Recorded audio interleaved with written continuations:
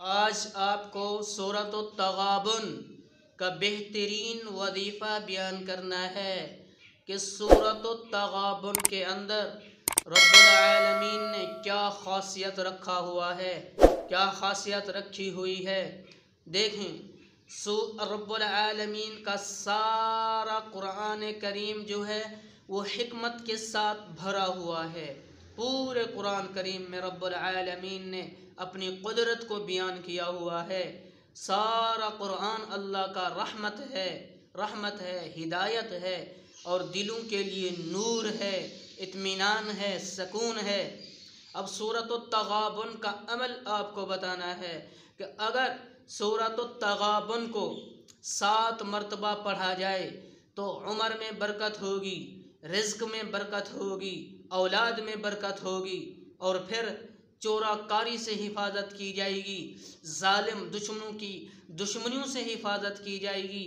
جو دشمن آپ کو تنگ کرنا چاہتا ہے، جو نقصان دینا چاہتا ہے، اللہ اس سے آپ کو بچا کے دکھائیں گے، اور اللہ کرنے والے ہیں، جو کرتے ہیں وہ کر گزرتے ہیں، اور وہ دشمن آپ کا کچھ بھی نہیں کر سکتا ہے۔ جو آدمی پریشان ہے دشمن کے لحاظ سے کہ کہیں میرا دشمن جو ہے وہ مجھے نقصان نہ دے دے، مجھے تکلیف نہ دے دے، اس کو چاہیے کہ اس کو روزانہ اس کی تلاوت کرے، اس کو پڑھے، اور مال میں برکت لانے کے لیے، گندم میں برکت لانے کے لیے سورۃ التغابن کو 7 مرتبہ پڑھ کر اس کے اوپر دم کرنا، اس سے مال میں جو ہے برکت آ جاتی ہے۔ کوئی مسئلہ مسائل ہو، کوئی پریشانیاں ہوں، کوئی حاجت ہو تو حاجت کے لیے سورۃ التغابن پڑھنا اور پھر اللہ سے مانگنا، تو رب العالمین جو ہے پھر